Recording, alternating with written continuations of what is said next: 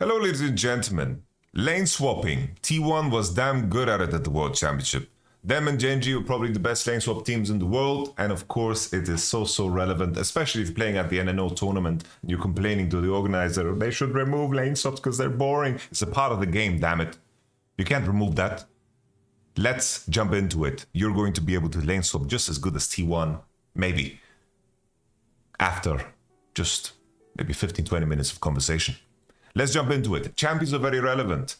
A lot of the carry champions that you might love playing, they're not going to be good at it because being durable under the turret in the 1v2 scenario can be very crucial in terms of how much farm you're going to be gaining. Jax, Gragas, Zeus, Zeus, Ornn, Renekton, Cassandra, these are all champions that are very good, level 1, level 2, level 3, very tough to dive. Not a lot of champion combinations can crack them, so you're going to be able to steal XP away. Other champions that we saw at the World Championship, like Rumble and Gnar, are of course also relevant, but these are the champions that you sometimes of course lane swap against because they are not as bulky, and you can of course dive them very easily, especially like a little mini Gnar. The patch that changed the last time we did the lane swap video, the big change in the patches was of course the experience change. Riot made this change to try to tether and keep supports in the bottom side to ensure that they don't roam as much as they did when support items were broken. But what this change has created is the fact that you get level 2 after 9 minions, which is of course in comparison to being solo 7 minions. That change means that solo laners and supports can share XP with solo laners and get level 2 much faster. The difference in power from level 1 to 2 is of course massive, a new skill and so forth, so it's super relevant for dives. Let's take a look at the gameplay. In terms of the gameplay, the crucial things that we need to pay attention to is that T1 in scenarios where they are invading, pushing the enemy jungle out, they're making sure that the enemy is not stealing wolves. They're making sure that the top lane doesn't cheekily sneak in and steal XP. They're pushing out, Zeus wards in the lane, very crucial detail, and then they're hovering for Wukong to make sure that 369 doesn't push the Wukong out. That's what 369 was thinking. What was 369's job here initially? The moment the enemy is lane swapping, he should have rushed into mid, taken a safe path into bot or mid to share XP, get level 2 and potentially TP top and be healthy. Instead, he uses his flash, dies and gives a kill. Wukong now pushing and Skarner now crossing into enemy jungle side to of course get level 3. Another detail here of course is that Rakan is of course sharing XP with his boy. Rakan's job here is to get level 2 as fast as possible, cross into bottom side and be ready for the TP. And what happens is that the people threatening the dive on top is jungle, top lane and of course AD. While Rakan is going into bottom side, he's going to leech XP, and then his goal is to just be ready for when Jax wants to TP. So you're going to see Keria here, a very crucial detail here. If you are playing a mid lane that can push, it helps you a lot because the faster Keria gets level 2, the faster he can go into bottom side. They are now pushing with Nico, they're getting the prio, and now Keria gets level 2 and crosses into bot instantly. He knows in this window at 220, Skarner hasn't completed 3 camps to get level 3. This 220 window is so crucial to be able to cross into bottom side. And now Skarner is going to be, not level 3 yet, so he knows he can cross into bottom side, and Jax is going to help Gumayushi proxy the waves. Renekton is a little bit too scared to TP into top side. Maybe he could Riot to punish, of course, owner that is leaving, but Jax is helping Ashe proxy the waves, and he's going to with that in mind, prepare for the TP in the bottom side. Jax now channels recalls, he cancels one more time to of course crash the wave, and this is not a problem. Right now Keria is getting dove and he's flashing the spells of Mako, but this is not a problem. Keria getting XP is not a bad thing. Right now Renekton is losing more, and now Jax eventually is going to TP because the snap happened on Keria and they can't dive the Jax. So now Jax is on the bottom side, Ashe already killed the wave, and here Ashe can choose. She can stay to lane here, depending on the bot state, or she can just base, which is of course super crucial. Options is of course king. If you have pushed waves, you can choose to base and open somewhere else, or you can maintain the lane phase. That's why pushing and prio is so important. We continue to the next one. T1 versus Bilibili in this situation. You have basically junglers just taking camps on their own side, which means that the top laners can stay in lane and be in position. Kindred is taking his own camps, Vi is taking his own camps. Here, the main thing is that T1 need to sync the waves together with their jungle. When Vi is going to be into bottom side and they want to threaten dive, this is super crucial. And the same thing for top side. But Shun, of course, taking his bottom side camps with the Kindred is not going to be top super fast. And the main detail here is that Kalista crashes the wave very early. Gumayushi and Korea decide to push the wave a little bit slower and they're denying XP from Rumble as much as they can, while on the other side Bilibili crashed 3 waves and didn't threaten dive on Zeus. Zeus knew Kindred couldn't be on time because Kindred is a slow clearer and he has a ward behind him, so there's no threat. Now the key difference is that Bilibili of course managed a wave that isn't the greatest, and at the same time, you know, diving a Jax is close to impossible with Blitzcrank, Kalista, Kindred. So they're just crashing the wave and they're looking to go into bottom side. They tried to predict the swap that didn't happen. So Zeus is very happy, catches the minion wave, and the difference is that T1 are syncing the 3rd wave with the 4th wave. The crucial detail that this gives you is the fact that you can push another wave and then base to sync the base with Kalista Blitzcrank, because of course after their base they can choose to match, or they can choose to, of course, open on top side and keep the swap going because the wave is stacking, and they would then, of course, dive top. So now, this is, of course, a standard lane swap scenario that we covered in the video. So if you want more information on situations like these, check out the bigger video. But this is very standard, all of it. In this particular game, this was a very, crucial big economy game that we saw. In this moment, if we look at everything that went down, is that Ashe, Renata, Poppy, they're pushing the enemy out. And pay attention to the detail here is that Bin is trying to steal the red, which means he's very late to mid, very late to bot. On is also going bot to share XP, which means Bin should have been the one sharing XP on mid. Owner, of course, on the Poppy, very strong dive champion, is clearing his camps and is going to be on top side to threaten Bin on the dive. And now Kiria is taking level 2 and is going to channel his recall. Right now there's no Gnar TP on the crash, so he doesn't cancel his recall like in previous scenarios, so he's walking into bottom side to help Zeus. Zeus is playing against Rakan and Ziggs, which means that he can steal a little bit more XP, he can walk forward and take it easy. This is of course the weakness of these champions that are weak and want to lane swap, is the fact that they are not so strong on the lane, which means that Rumble can of course steal XP. Now Gumayushi is pushing out top and crashing. He knows that Poppy is around and he knows that Din is looking to dive a bot. Here, of course, it's very close, but Kiria does a superhero play. Very nice flash from Zeus too. If he doesn't get the slash off on, I think if they sync the spells a little bit better, this could have been a little bit of a disaster. But Kiria flashes, bails out, and he last hits, of course, the cannon minion, which is super beautiful. And now Gumayushi on top is looking to bounce the wave, just in sync with Bin's base into, of course, TP top. He is making sure that Bin suffers. This is the wave he doesn't hit, this bounces, and this is where Gnar wants to go topside. But this is, of course, horrendous. He's walking out on a wave that is slow pushing out as a level 1 against an Ashe that is level 3. The wave is bouncing, Gumayushi could be basing. And another crucial detail here is in the bottom side, T1, after this play, they freeze the bot wave. And this creates an economical disaster because Bilibili need to fix the freeze on bot where Zeus is farming, and also they need to fix a slow push out on top where, of course, Bin is not farming. This was the game where Shun had to do a lot of miracle ganks in order to keep them in the game, which of course is good and all, but I just want to highlight the XP differential that has occurred. Zeus doesn't need to die in this spot. This is the one death that is very bad for the game. Here, if you just compare the XP department, you can see that, of course, T1 is super happy, because in that bottom dive, keep in mind what happens for Shun. Shun, just because he's diving, doesn't farm the golems, doesn't farm the chickens, doesn't farm his own wolves, while Poppy is, of course, farming and botting out. So this is another investment that you do in order to set up this dive. And all of these details matter in terms of how you need to evaluate dives and also lane swap scenarios. Let's take a look at the next situation.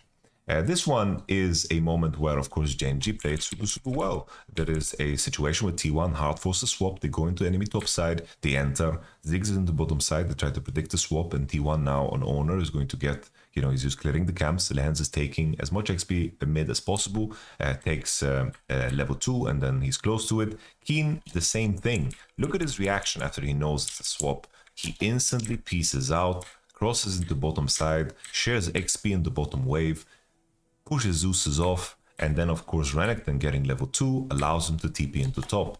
Another moment there, 220. Vi is not completed yet with her level 3. So he knows in this window he can clear the wave because the enemy crashed 2 waves. Keen is paying attention. He got XP on bottom side. And additionally here, Vi, he knows that on 220, Vi shouldn't be ready to dive top. This is a very, very crucial window, the 220 window, if the enemy crashes 2, that you can steal XP away, and that's why it's so important to also get XP and being tanky for this type of a setup.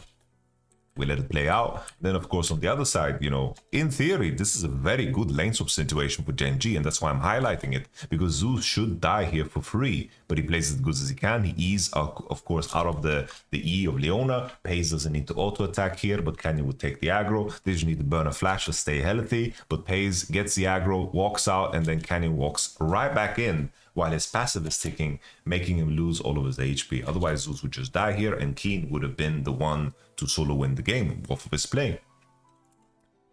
We continue. T1 versus Gen.G. This was a very, very nice variant here because T1 basically got baited by Gen.G. So Gen.G right now, they are going to do this play where they show Jax on bottom. Usually want to hide as much as possible, and T1 want to kind of force a situation where Gumayusi and Keria are in the right lane matchup because they want to put the Kate against Kai'Sa. But what happens here? Pay attention to what happens here. Jax shows on bot and Gumayusi is like, okay, Kai'Sa must be top then. And then it's like, surprise, Kai'Sa's bot too. This was all a bait all along for Keen and Pace to share XP in the bottom side. Caitlyn ending up on top side is such a disaster because Gen.G have the weaker lane in a lane swap against the soft turret. And in the end, what is going to end up is that Lehens and of course Chovy are pushing for Prio. Lehens gets level 2, crosses in the bottom side. Keria not getting Prio, doesn't put him on level 2, needs to cross in the bot for the crash. Is not on time, he gets killed by Canyon and Lehens, they're all in tune. And of course, Zeus gets dove in the aftermath. If you wanted to change anything, I do think that Owner should have actually stuck around in the bottom side and defend this dive and not go for his top side camps, because he got his own camps and he would just be matched them with Skarner 3 for 3. I think it would have been a lot better, because getting dove here while Caitlyn is freezing top is a really, really big mistake. So that's why I'm highlighting the fact that Gen.G was a great lane swap team too, and that's why some of these replays are in here. But of course, in the next game, beautiful adaptation from T1. They are staying in Fog of War for as long as possible. Wards in lane to spot the enemy. Gragas not showing top. Ash and Renata not showing on the lane. They are trapping because the enemy, of course, ganked Gragas level 1. So they, of course, showed 5 on top side, which allowed T1 to invade deep on the bottom side with, of course, their AD and support. So they are very, very deep. And in this moment, they're just waiting for the melees to die. And here, in a worst case scenario, they are on the soft turret and Gragas gets 3 melee XP. That is, of course, already a decent win if you're in a lane swap situation. But here in this spot, T1 got, of course, the softer turret, the lane swap matchup that they wanted. And, of course, Paze and Lehens missed a lot of XP. Look at the XP differential already from Gumayusi and Keria. They're going to slow push and they get, of course, the lane matchup that they wanted. This is super, super nice and very, very good adaptation from T1 to not put themselves in such risky positions like they did in the previous Caitlyn game ever again. We continue now. I think the final piece of the puzzle is the beauty of what Zeus, his understanding of his champion strength and what he can get away with. T1 lose a lot of summoners level 1, as you remember, so did Billy. Big price that they paid. Here it starts. Zeus steals XP away. On gets a very lucky cancel on his E, but you can see here he walks forward, gets melee XP, and then he gets melee XP on 2. Zeus loses a lot of HP, looks dangerous, but luckily has Doran's shield.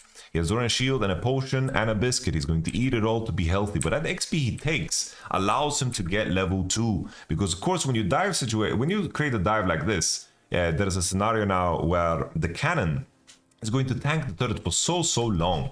So right now the cannon's tanking the turret and no minions are dying. So Zeus being under the turret here would have been very dangerous. He wouldn't reach level 2. But in the end, Zeus lands a beautiful W. Rakan monster auto and then lets Xin Zhao Q hit him. But just the fact that Zeus stole that XP makes such a big difference, and that's why position is king. Pay attention to the other side of the map. How T1 play it is that the enemy team... This is the moment where he TPs, so Keria, who's channeling this recall, is now going to cancel, because now they're calling we can punish. But the main thing here is that they let the wave bounce. Beautiful Gumayushi Q. Look at this Q here. Fantastic mechanics. He stacks the rend, positions the minion in the... I don't know if it's intentional, but right now he Qs through, and the way Kalista works is that the rend stacks apply on the target that is on the other side of the rend. And now the rend is right there, he gets rended, loses some HP, which of course is relevant. Somehow here, because Bin eased the minion, these two minions pass and they get into the turret, which makes the wave bounce. And now as the wave bounces, it's way easier for them to stack this wave and then crash it in time with Nocturne, because now Nocturne is ready. And look at the synchronization here. Owner is exactly on top when the wave crashes, which means that Bin can't be around.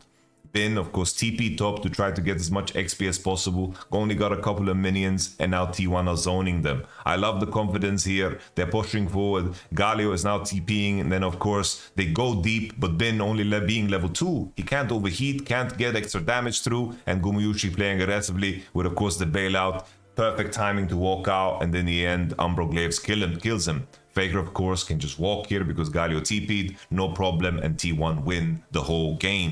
Great play across the board. Now the final detail here in terms of just paying attention to information. You know, this was also a beautiful variant from T1. I'm going to take a step back here because it starts with this simple cheeky maneuver that Zeus does. Information is king. Zeus always does a great job of keeping TP and being under the turret without using TP. This is his biggest strength in these lane swap scenarios. So Zeus cheekily is like, oh, I'm chairing the minions, I'm gonna cross into bottom side, and then he turns around, goes top, because he sees the enemy is looking to crash 2 waves. And now as they crash 2 waves, he's now into bottom side, he's still staying in fog of war. The enemy team doesn't know if he's into bottom side looking for the dive, or if he's just, you know, oinking around. They don't know. And that's why that vision ward that I highlighted in the first replay, that ward in lane is so important that they placed this ward in lane. It's so important because you can catch straddlers like that and you get a lot of information on what the enemy top laner is doing. But back to the replay. Here, Gragas is crossing into top side, and just because Billy crashed wave 2, in this window, Zeus knows that there's no way Jarvan's going to be level 3 and ready to dive, and he's not going to look to dive as level 2, so only Rel and Kaiser can be here. If Rel was here, of course he would be ready to go, but what Rel players do is that they channel recall in this bush, exactly like Korea did in the previous replay. You channel recall here, and then of course, in that situation, you cancel if the enemy TPs. But you don't cancel if the enemy walks because you're not sure that he does. And now he walks forward, Rel already in base, Zeus gets so much CS, which is of course marvelous. A little adaptation that you can do if you're crashing the second wave is that On can cross past the turrets and maybe base behind the tower. This would be a little bit safer, but it costs you so much time because if the enemy is stacking 3 waves for the dive, it means that you're not going to be on time with the Rel. Because look on the other side here, Rel is exactly on time when the 3rd wave crashes. That's why that window when you base exactly when you take level 2 is so crucial, because being here as level 2 is so important. If you do my idea of crossing through the tower and basing in fog, you're not going to be on time for this big dive.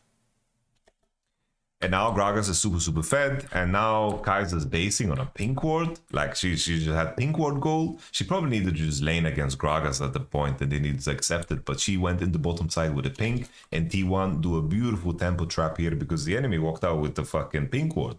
There's no power here that they're bringing to the table, so T1 can of course stay here. They're level 3 and 2 against Elk's level 2, and they just collapse when Zinzal comes through. Beautiful synchronization once again, as mentioned. The Nocturne timer, this timer too. Of course, you can get all the ideas from how T1 play, but doing this at this proficiency and mechanical precision is all up to you. So if it doesn't work out, you only can blame yourself. So what are the final tips I'm going to leave you with, right? Stay bot if you expect the lane swap, there is less risk. Try to get as much information level 1, leverage level 1 strength. Push forward and get information. If the enemy can't invade you, it's very easy to defend your top laner because they are not crossing to take your aggressive camps and your jungler is going to take defensive camps. If the enemy can't invade you and go into your side and take your camps, you have a very simple scenario where you basically catch with your top laner, and the enemy tries to dive, but you can catch very easily, and then after the bounce, the enemy needs to base, and that's it. A very, very simple scenario. So leverage your level 1, get information level 1. Don't let them push you out. Put down wards and be ready for it. Try to steal XP with top lane. As a top laner, you being healthy and bulky and keeping your TP gives you so many options. So many options. And then always track the jungle. Can he be level 3? Can he be there? A jungler that is everywhere is a jungler that is too scary. A jungler can't be everywhere at the same time. He can't clear all camps at the same time. Judge where he can be in accordance to the information that you have, which is so crucial. Share your experience with your solo laners, get your level 2, get your power, and enjoy your future lane swaps. I hope you understand the beauty of what T1 do, and I hope you can apply some of that in your own tournament games, or maybe the next time you watch some of this, if Riot don't choose to change it, you will now be able to be a smug homie with your wine glass. Haha, this lane swap scenario, this guy didn't base. And it's like, fuck you, Todd, we don't care, man. We just want to watch the gameplay, you know? You can be that guy if you want to. Bless you and bless your face. Catch you guys in the next video. Peace. Where's the record button? There it is.